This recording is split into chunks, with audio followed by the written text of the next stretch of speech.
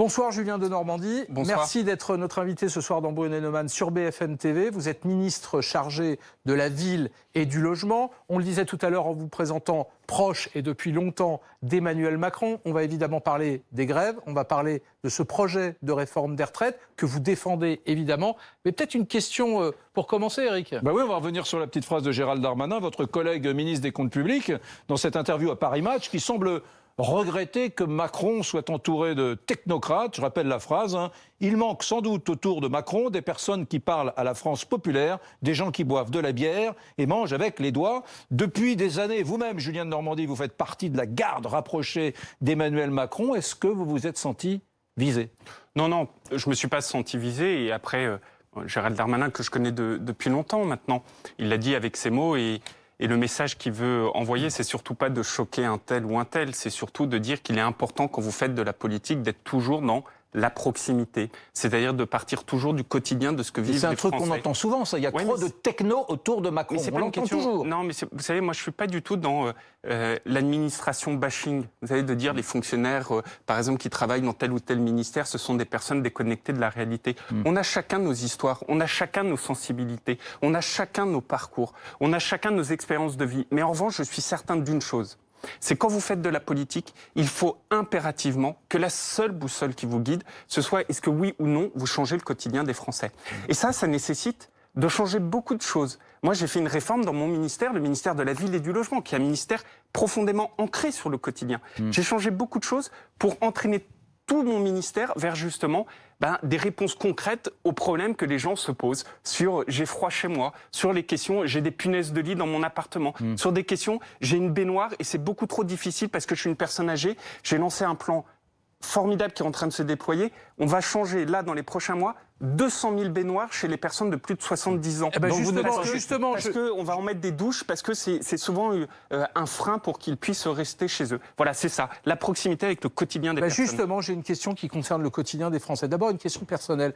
Vous allez partir en vacances, là ?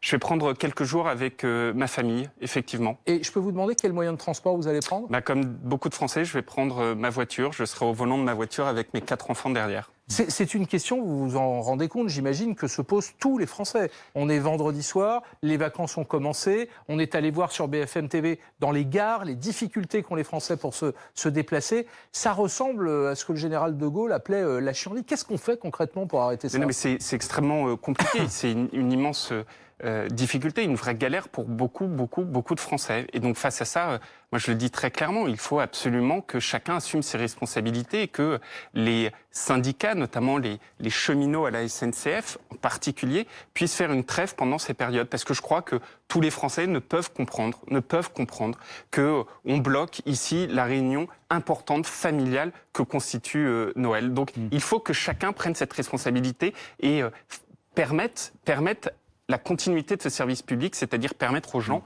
de pouvoir utiliser le train et de se rendre chez eux. On n'y est pas encore. Certains syndicats ont appelé à cette trêve.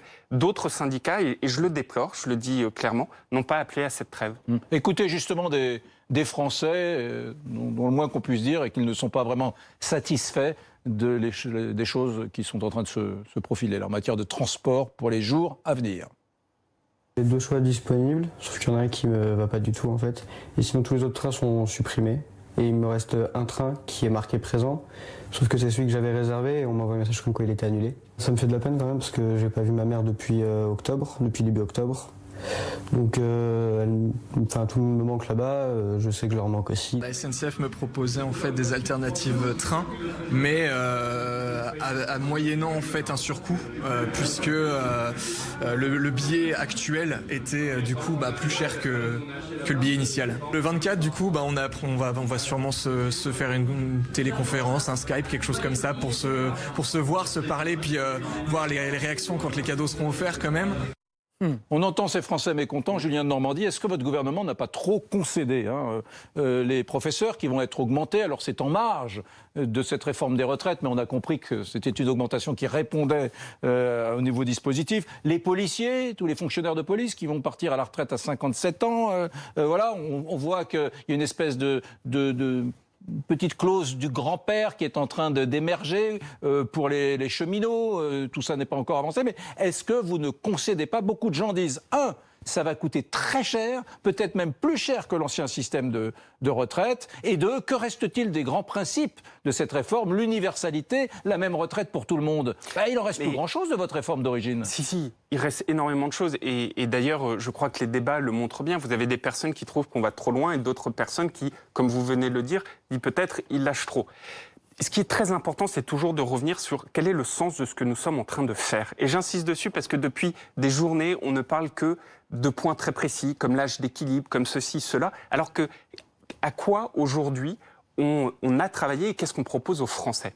On propose aux Français de faire une refonte, mais une refondation du système de retraite. Parce qu'aujourd'hui, quand vous êtes un indépendant, quand vous êtes un agriculteur, quand vous avez une vie où vous passez des heures et des heures à travailler, que souvent d'ailleurs, vous n'êtes pas ceux interrogés sur les plateaux de télévision, et que vous avez des retraites un commerçant, un artisan. Un commerçant, un artisan, des retraites qui sont extrêmement basses, eh bien, par cette réforme, on va leur permettre d'avoir 1 000 € de garantie de pension par mois s'ils ont eu une carrière complète.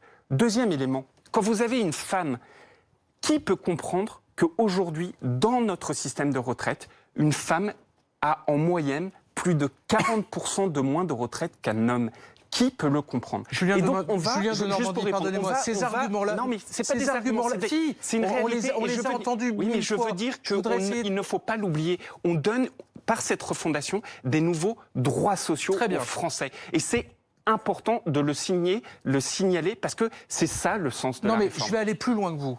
Il y a 2 mois et demi, quand on interrogeait les Français sur ce projet, notamment sur les arguments que vous venez d'employer, grosso modo, les 2 tiers étaient favorables à ce projet. Depuis que vous avez instauré l'âge pivot à 64 ans, et donc d'ailleurs au passage, on va l'écouter, Emmanuel Macron qui disait le contraire, ça ne sera pas une réforme budgétaire, mais une réforme systémique, 2 tiers des Français sont désormais quasiment contre ce projet. Je voudrais qu'on écoute Emmanuel Macron, puis après je vous laisse répondre.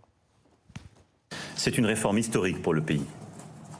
Historique pour la refondation d'un État-providence du XXIe siècle. C'est une réforme de transformation de notre système et qui va donner, je dirais, sa pleine force dans le temps. Elle n'est donc pas, je dirais, avant toute chose, budgétaire. Donc quand vous dites c'est la responsabilité des cheminots, des grévistes, s'il y a des blocages, mais visiblement vous avez quand même une part de responsabilité. C'était pas prévu cet âge pivot. Mais là aussi, il faut être extrêmement clair. Vous savez, cet âge d'équilibre, il permet 2 choses. Il permet certes d'équilibrer, c'est-à-dire de faire en sorte que tous ces droits nouveaux que j'évoquais, ils puissent être financés. Et comment vous faites?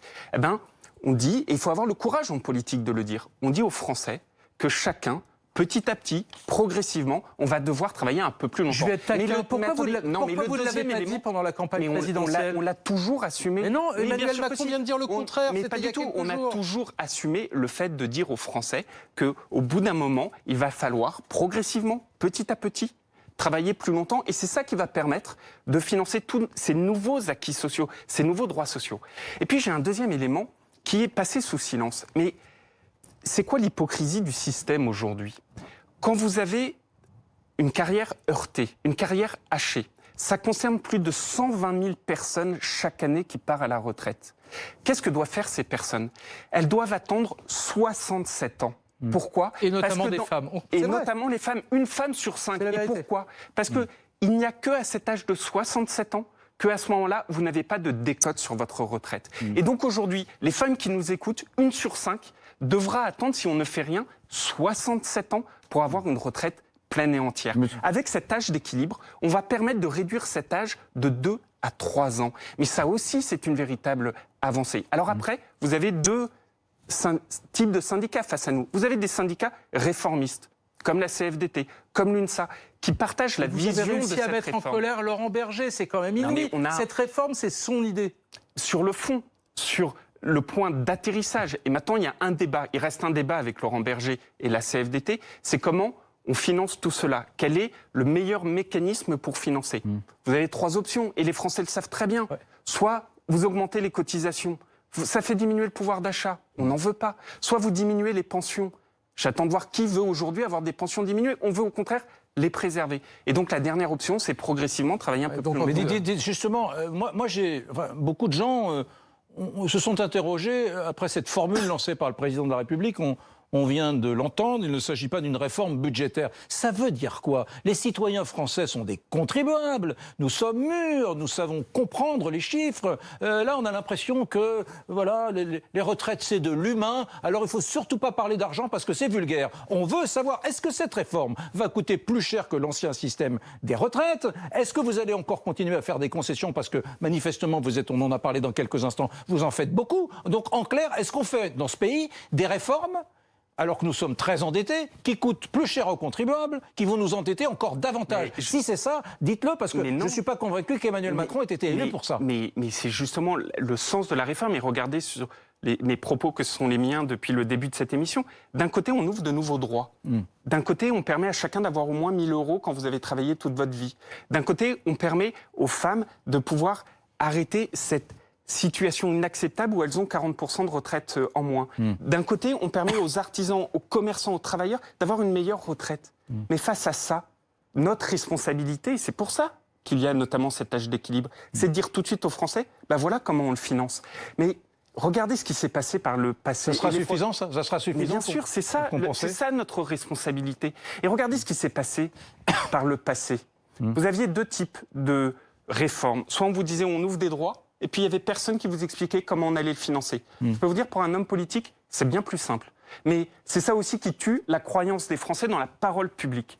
Et puis deuxièmement, vous aviez les réformes, on les a toutes vues. 2003, Fillon, 2010, Woerth, 2013, Touraine. C'était quoi ces réformes? C'était simplement des réformes qui petit à petit décalaient l'âge. Il n'y avait pas la réduction de ces inégalités qui sont insupportables. Julien de Normandie, juste une question, parce qu'il y a un paradoxe dans les arguments que vous utilisez.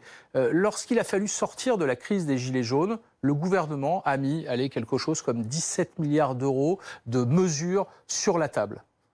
Et puis là, Laurent Berger, il vous dit pas d'âge pivot, et lui, pour lui, c'est rien, c'est très bizarre. C'est très bizarre comme situation. Donc, toutes ces manifestations de Gilets jaunes, 17 milliards d'euros dans le pouvoir d'achat, pour faire simple, je ne vais pas les égrener. Et puis Laurent Berger, qui a inventé, presque conçu cette réforme, lui, rien du tout. Il vous demande de supprimer l'âge pivot, vous lui dites non à lui. Non, mais encore une fois, sur votre question de se dire, est-ce qu'il y aurait d'un côté un gouvernement qui aurait donné 17 milliards aux Gilets jaunes et qui ne donnerait pas la CFDT? Mais votre question elle-même me choque. C'est pas ça. Pourquoi donc? Mais parce que c'est pas ça faire de la politique. Le gouvernement, il donne pas de l'argent. Le gouvernement, il n'est pas dépositaire de l'argent. Le gouvernement, il prend des décisions pour faire en sorte que le quotidien des Français, il s'améliore. C'est quoi les 17 milliards d'euros des Gilets jaunes? C'est le fait que dès le 1er janvier, il y aura 5 milliards d'euros de moins d'impôts sur le revenu. Ça fait combien de temps que les Français expriment le fait qu'ils payent trop d'impôts? Il y aurait eu 5 milliards d'euros de baisse d'impôts s'il n'y avait pas eu les Gilets jaunes? Regardez le programme présidentiel du candidat Macron. Le programme présidentiel du candidat Macron, il est fondé sur beaucoup d'éléments comme la réduction des impôts. Et donc, au final, qu'est-ce qu'on a fait avec les Gilets jaunes? On a accéléré beaucoup de choses qu'on avait prévu de faire. Première chose. Et deuxième chose, encore une fois, sur cet âge d'équilibre, puisque vous y revenez. Moi, ce que je retiens, c'est que d'abord, avec la CFDT... Moi, je constate juste que les 2 tiers des Français sont contre. Bien sûr, mais que la finalité de la réforme avec ces droits sociaux nouveaux, beaucoup la partagent. Que maintenant, notre responsabilité, c'est de dire aux Français comment on la finance. Mais aussi, notre responsabilité, c'est de faire en sorte que cette hérésie qui consiste à dire à 120 000 personnes, la majorité des femmes, attendez 67 ans, parce que comme ça, peut-être que vous pourrez avoir une retraite digne. Ça, c'est acceptable. Non, ce n'est pas acceptable. Et cet âge d'équilibre permet de répondre aussi à cette inégalité. Alors, justement, à cet égard, je vous propose d'écouter tout de suite le patron de la CFDT, Laurent Berger, qui menace en quelque sorte. Écoutez. Ça va monter très très fort au mois de janvier en désaccord sur cet âge pivot. Et la CFDT, à partir du 6 janvier, elle va interpeller les parlementaires, elle va aussi avoir des actions de mobilisation, spécifiquement sur cette action-là et sur la question de la pénibilité, parce que on ne peut pas accepter cette mesure injuste qui est d'abord une mesure de court terme. Le MEDEF ne veut pas de l'augmentation des cotisations. Vous venez de dire qu'il ne fallait pas de baisse des pensions. Donc la vérité, vous pouvez peut-être nous le dire ce soir, ce serait une information. L'âge d'équilibre, vous ne lâcherez pas. Mais hier, le Premier ministre a fait des ouvertures. Sur cette question. Oui, mais y compris sur cette question. Il y a eu beaucoup d'avancées qui ont été faites. Parmi les ouvertures, le Premier ministre indique très clairement hier que dans la mise en place de cet âge d'équilibre, il faut prendre en compte les parcours qui sont très différents des uns aux autres, en fonction du métier que vous exercez, en fonction de la pénibilité, en fonction de la dangerosité, etc. Mais ça, ce sont des points qui sont ouverts au débat, qui ont été dans la semaine des points discutés avec les partenaires sociaux. Donc on peut amender l'âge d'équilibre, mais on ne le supprimera pas. Le Premier ministre a été très clair. Il a dit, nous on fait une proposition parce que notre responsabilité c'est celle-là. Et vous savez bien qu'il n'y en a pas d'autres possibles. Les partenaires sociaux peuvent faire des propositions. Et ce que je constate, il n'y en a pas d'autres possibles. Ce que je constate, c'est que cette semaine, il y a eu ces réunions et qu'à l'issue de cette semaine, le Premier ministre a fait de nouvelles ouvertures. Donc qu'est-ce qui va se passer maintenant ? Dès la semaine prochaine, le Premier ministre va indiquer aux partenaires sociaux le calendrier des rencontres et des travaux sur les prochains jours. Et au mois de janvier, de nouvelles réunions ont lieu. Bref, la discussion, la concertation, la construction, notamment avec la CFDT. Et moi, je crois à un accord. Je crois à un chemin en commun, puisqu'à la fin, cette retraite, on la souhaite ensemble. Et comme vous l'avez dit, c'est une retraite, depuis 10 ans, la CFDT la met en place. Mais après, j'ai aussi une lucidité. Vous avez certains syndicats, comme par exemple la CGT. Quel est le souhait de la CGT ? C'est qu'elle ne veut pas mettre fin aux régimes spéciaux. Ces régimes spéciaux que les Français ne comprennent plus. Ces régimes spéciaux, parce que moi, il faut m'expliquer pourquoi... Alors, c'est vrai que c'est un exemple qu'on donne souvent, mais ce sera le mot de la fin. Ce sera le mot de la fin. Pourquoi aujourd'hui, un chauffeur de bus à Paris, il peut partir 10 ans avant qu'un chauffeur de bus à Lyon. Donc, les régimes spéciaux, évidemment, on ne cédera pas, on mettra fin à ces régimes spéciaux, sans brutalité, dans, là aussi, la transition. Merci Julien de Normandie, ministre auprès du ministre de la Cohésion des Territoires et des Relations avec les collectivités territoriales, chargé de la ville et du logement. Vous avez un titre assez long, monsieur le ministre. Ministre de la Ville et du Logement. Ministre de la Ville et du Logement. Dans un instant, on va se poser la question, Laurent, comment sortir de la crise ? Bah oui, on a compris que la crise, elle n'était pas terminée. Comment on sort de ce bazar ? Qu'est-ce qu'on fait ? On fait plus de concessions ? On arrête les concessions ? C'est l'avis d'Éric. Vous restez avec nous. On en débat dans un instant. À tout de suite.